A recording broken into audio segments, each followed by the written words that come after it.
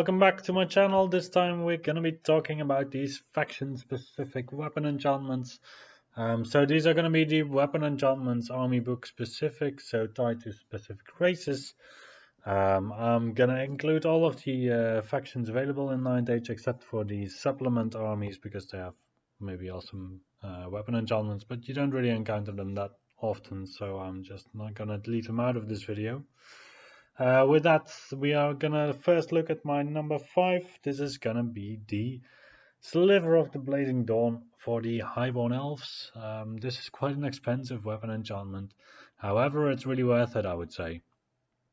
Because not only it gives you a really good effect, it also basically makes you ignore armor.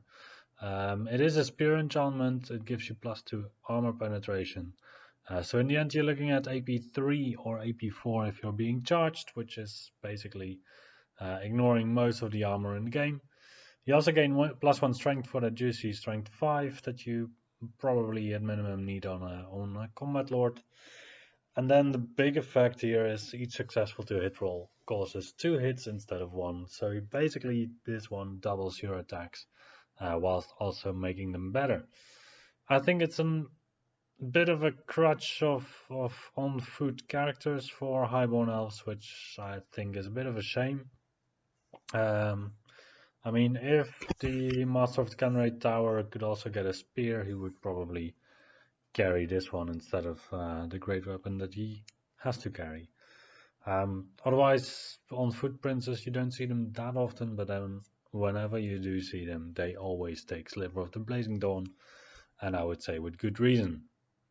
The number 4 for me, it's going to be the Kingdom of EQUITAINE TRISTAN'S Resolve. Basically, this is a weapon enchantment that improves your own attacks and turns off the enemy weapon enchantment. If you're using this, then you're always going to run a Potion of Swiftness together with this to surprise a lot of the characters in the game and then break their weapon enchantment. Because the only thing you need is to have a successful 2-hit roll.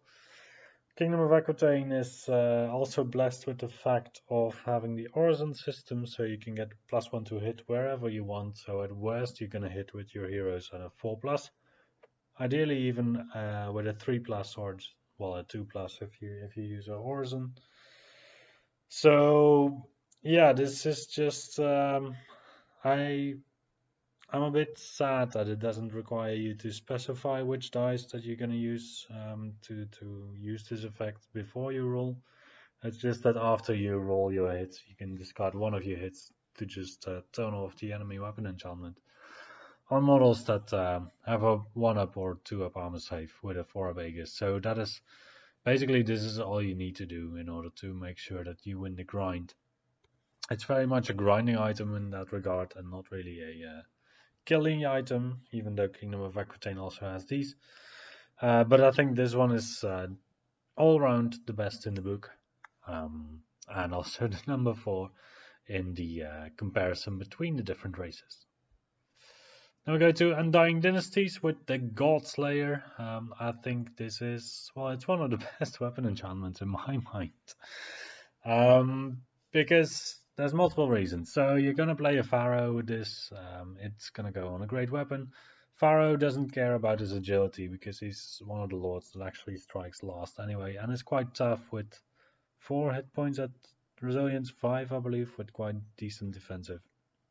So he's not going to be a guy that you kill quite easily. So he is going to get an extra attack value from the weapon, and then he's going to get divine attacks, magical attacks, and multiple wounds 2 against Aegis. So he's going to end up at strength 7, AP 4, and divine attacks is really juicy against anything that has an Aegis, and otherwise you have multiple wounds 2 against Aegis, which also means that you count conditional Aegis saves. So Basalt Infusion, where it used to give you an upgrade, it actually gives you a downgrade now because the opponent's going to have multiple wounds against you. And there's a lot of stuff that actually rely on divine attacks or have something like Destiny's Call, against which this item is just perfectly suited. Then we continue the list by going back to the Highborn Elf book with the Nova Flare. This is just a really great item. You gain devastating charge, so you get a bonus on your charge. It's on a lance, which has a bonus on a charge. You gain lethal strike, divine attacks, and magical attacks. Lethal strike is quite good, not as good as divine attacks against other characters. And well, if you charge with this, then you're gonna go to a prince or a commander with either 4 or 5 attacks. 6 if you have Queen's Cavalier, I think, with strength 6, AP 3, lethal strike, divine attacks, which is already quite a lot to look at. And then once in the game, you can actually count as charging for the purposes of devastating charge. So you will trigger your lance, you will trigger your extra attack, you will even trigger your extra agility. And well, basically this is all you need. You can just expose a model on a griffin or a dragon for 1 round to threats that you normally would not be able to deal with, because you're going to have your 5 or 6 strength 6 attacks that are really going to wreck some units before they can even strike. But for me, this is still the number 2 pick. Then we go for an honorable mention with the Dwarven Holds Runes of Lightning. These used to be way better than they were, I believe, because I thought they did D3+1 hit, but I don't remember exactly. They also used to be 0 to 3 per army, I believe, or maybe even unlimited, I don't remember. But I still remember starting 9th Age and looking at these Runes of Lightning of Dwarven Holds and being completely flabbergasted by them, because I was playing Dread Elves at the time, and I just got characters that struggled to get to 5 strength 5 attacks because Heroes Art was basically the only option. And then there was these dwarves with 1 character which was like an engineer or something with 2 attacks and then inflicting 3d3 plus 3 hits at strength 4 with AP 1. It's like, how does this even work? Well, that has been toned down a bit, quite sufficient, I would say, because D3 hits for each instance of the rune means that you're not using any other weapon enchantments, so usually you only find this on characters that don't really have that much damage output themselves, because the alternative for your weapon enchantment is to get other juicier bonuses for combat characters than D3 extra strength 4 hits. I still think it's a really cool item. Well, I think by now it's a really cool item, and it still works on something like a throwing weapon for a ranger Thane, which I think is quite cool, because then you can build a character that can throw his weapon and inflict 1 normal hit and 2d3 strength 4 hits if it hits on a 2+. So that is still quite a good build. And then we go to the number 1. How can it be anything else than the Vermin Swarm, Secrets of the Doomblade? So this is the most expensive item in the game. It gives you an extra attack. Well, that's not the most important bit, because it gives you multiple wounds, D6, and you get divine attacks. Magical attacks, strength 10 and AP 3.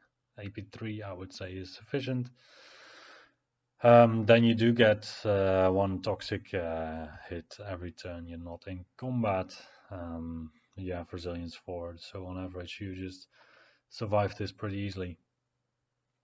Yeah, it's an item that in my view always works, because the first 3 turns of the game it just means that you cannot get close to this model with anything that has more than 1 wound, because you're gonna face a character with 5 attacks.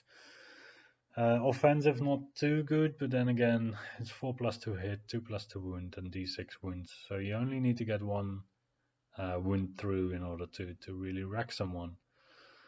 You can kill anything, and it's for your opponent it's really dicey to go for a charge into a Doomblade, because you might just get lucky and get 5 hits. You just don't know. You're not gonna get 5 hits and then not wound any of those, probably. You can also get 0 hits, obviously, but well, you can't really plan for that as an enemy. So I think you would normally have to plan for the fact that the opponent's gonna get 3 to 4 hits, and then go from that.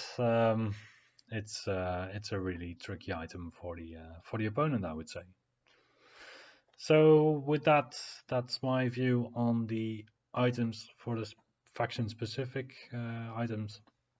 Do you agree with me? Do you disagree? Please let me know in the comments.